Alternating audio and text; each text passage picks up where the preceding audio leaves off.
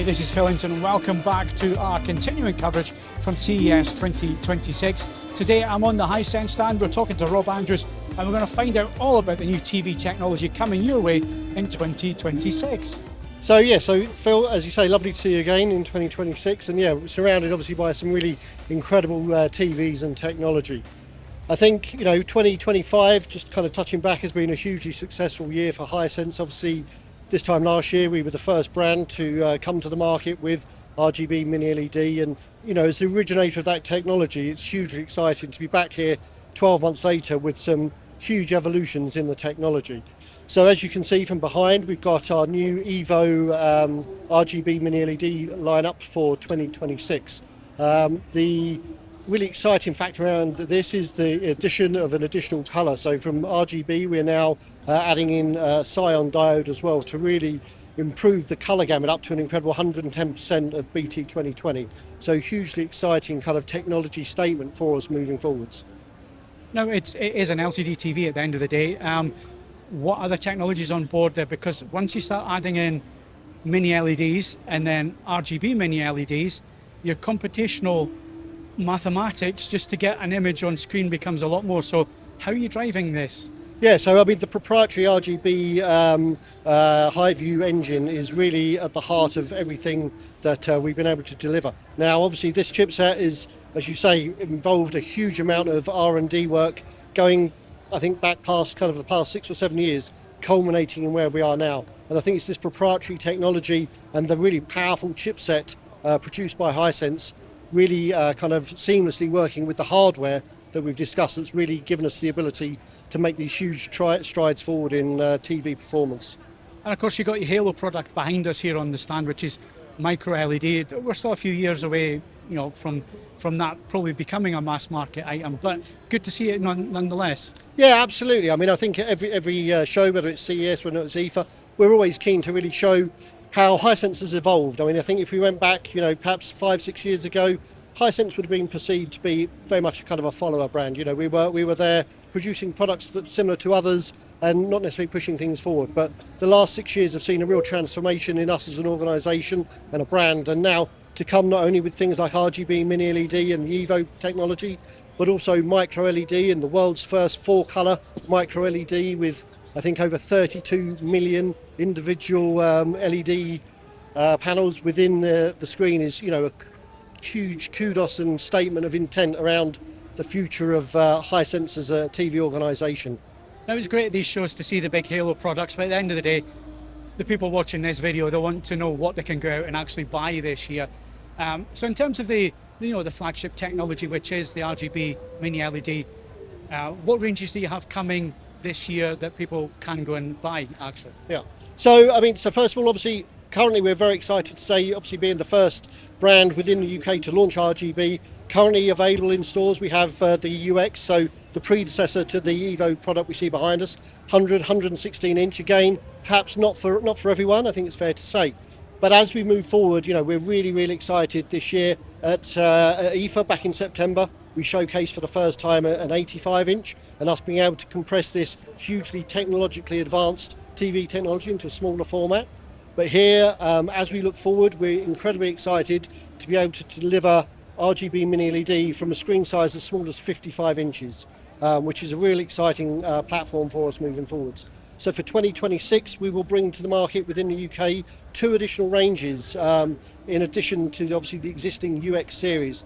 We'll have a UR9, which will start at 65 through to 85 inch as our, should we say, attainable flagship for most consumers. And then sitting slightly below that will be our UR8 series, which is, I think, will be the real powerhouse series of, frankly, the RGB Mini LED category as a whole.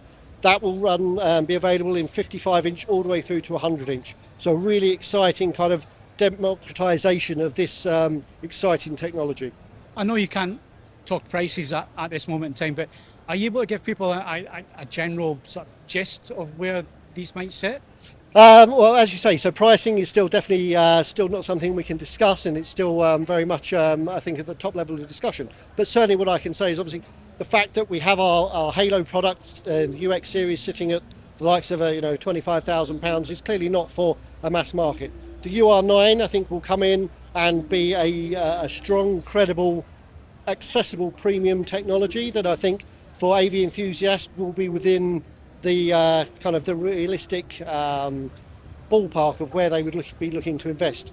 So, on the UR8, we have no shame in saying we want this to be the number one best-selling RGB series for not only the UK but equally globally.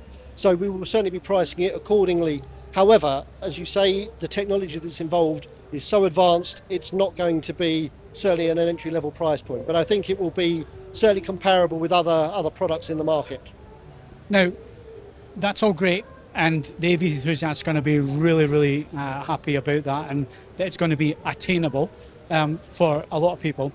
Let's move down another notch, because U7, U8, they've been really big TVs for you guys. Are they continuing into 2026? Yeah, absolutely. So obviously RGB for us will be in addition to the range. So we have, obviously this year we've just had the one, so next year we'll have a range of 3 series within RGB. But then sitting below RGB, again, as you touched on, Mini LED has been hugely successful for this year. So again, for 2026, you can expect to see a U7, a U7 Pro and a U8 follow-on series in all the screen sizes. Obviously, again, with improvements in performance as well as physicality as well. A lot of engineering has happened this year. So most of the ranges that you'll see coming out in 2026 will be considerably slimmer in design and certainly more aesthetically pleasing as part of our unibody design principle that we're looking to use across the whole range architecture. And of course, this is a big year.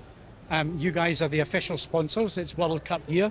You're going to be keen to get these out the door quite quick. Yeah, absolutely. I mean, and certainly, having enjoyed the position of being the first to market for the technology has been obviously, I think, a feather in our cap. But this is where the moment of truth is coming, when we're starting talking about genuinely commercially viable products. So absolutely, we'll be putting a lot of pressure on our HQ colleagues and the guys in the factories to be turning these products around as quickly as possible. We would hope that we should be looking to have product coming into the UK on RGB as early as kind of Q2 2026. So not too far away, but a lot of work still to be done before we reach that point. You touched on it at the beginning of the interview, was where Hisense were not that long ago. Where do you see yourselves now as a brand? Well, I think it's quite interesting you said, and obviously, I mean, from a market perspective, we've enjoyed considerable success. For the past couple of years, we've really cemented our position as the number 3 brand in the TV market.